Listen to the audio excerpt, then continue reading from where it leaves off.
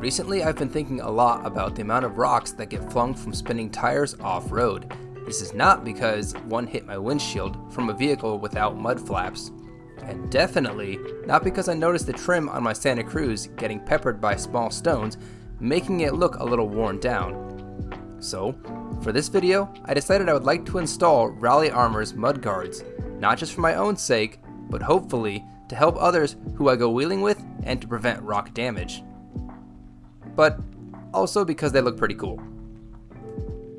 What's up guys, welcome back to the channel. My name is Jake and let's jump into this video. So yes, this is the Rally Armor set for Hyundai Santa Cruz, setting the standard in mud flaps. Okay, cool. Of course, you get your instruction manual, bag of hardware, and mounting brackets specific to the Hyundai Santa Cruz, and the treasures right here. And of course, these are cut to match, and that's it. No sticker. How can you spend $200 on Rally Armor and not get a sticker? Unless some guy forgot to put it in my box. Shame on you, Rally Armor. Tools for this job? All you're gonna need is a Phillips head screwdriver, a panel popping tool, and a little ratchet with a 10mm and an 11mm, or 7/16. One quick thing before we get started here. The Rally Armor mud flaps are designed to work with the OEM fender garnish kit. With all the information out there pertaining to if the Rally Armor set will fit the fender flare kit, there is zero information out there. So I am your guinea pig and I will show you how much extra effort it's going to take to make the Rally Armor mud flaps fit the fender flare kit. And with that out of the way, let's begin. We are going to be starting in the rear, and first we have to prepare our brackets. Go ahead and spill your hardware content all over your box and locate these little foam strips. I'm gonna peel that backing off, and these are gonna set right about above that stud, facing downward. And remove this guy hiding right back there, and that guy right down there. Next, go ahead and locate your L bracket. Ouch. Using the bottom push clip, which is that Phillips spin push button, you're gonna slide your L bracket through here, lengthwise, until it fits in the slot, and then retain that push button back up in there. Just like that. So it free floats, but shouldn't go anywhere. So you're gonna go ahead and grab one of these polygon clips. That's what they're called. I didn't know that's what they were called. We're gonna slide that polygon clip right over that mounting hole right there until it clicks into place. We'll take this bracket, studs facing outward, and one of the push buttons from the top, gonna go through there, right behind the fender flare where you can't see. And line up just like this. Not bad.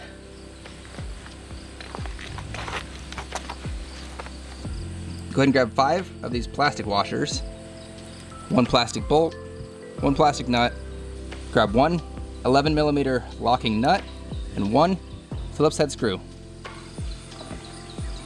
Go ahead and pick up that rear mud guard, mud flap. It's gonna slip on those 2 studs. Then, actually I guess you're gonna need 2 of these bad boys to go up in there. That Phillips head screw is gonna go right to where that one is. Holy crap, I'm gonna need a smaller screwdriver. And then for that bottom one with that bracket we installed, 1 plastic bolt, 1 plastic nut. On the back side, for this lower one, it's your plastic bolt, plastic washer, and on the back side, another plastic washer, and that plastic bolt. And all tightened down. It really distorts that, I guess, if you go too tight. I didn't feel like it was too tight at all.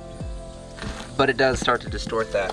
You can see how much slop is in that. I feel like if you put a bolt and nut on there, it would keep that a lot more sturdy. That push button just has so much slop in it. So I'm gonna upgrade that to a bolt, and I suggest you guys do the same. And that wraps up the rear. Let's go ahead and move to the front. So the front is pretty similar to the back side. Two little pop tabs, which are impossible to see at this angle, and then we'll put that bracket on. You're supposed to be able to peel this back and get the back side, but with my fender flares, I'm gonna have to remove the push tab way in the back over here and the push tab up here to pull this forward enough. So that's just a little bit of an extra step you're gonna have to do. Oh yeah, she's a little bit more annoying with the fender flare kit. There we go. We'll take 2 of your polygon clips and slide these on the actual fender mounts. One there and one here. Then we'll go ahead and slide our plastic shield back in place.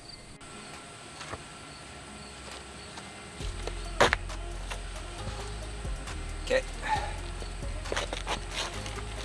We're gonna make sure that we clean these holes up really well, because we're gonna install these foam little spacers and they just stick to the fender liner.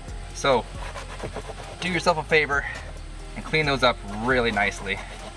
And peel these little foam backers off, which are a little bit easier than the strips.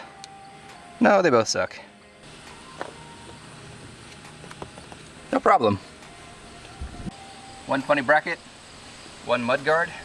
They're gonna sit just like this. You can see the shape of that matches your mud guard really well, top and bottom. 2 Phillips head screws, 1 plastic bolt, 1 plastic nut, and about 4 of the washers.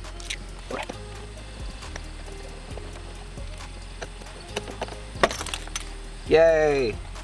Went ahead and tightened all of these down, and it does say tighten it hand tight until the washers begin to distort, because it will suck that flap in and make it a little awkward looking. So there's the front. It also says make sure the guard is parallel to the ground, so it won't look a little funny high rows on either side. Now, here's some criticism, I think. If you look up here, that just peels away. There is nothing, except making it floppy, there is nothing securing the top of that flap to the overall fender at all. So you can see this top just peels away, and like there's plenty of room for something up there instead of just leaving it flop like that. I get it can grab the wheels and flop around, but for $200, I think they would secure that top a little bit better. Now that that's taken care of and out of the way, I think we go out and test these mud guards out completely.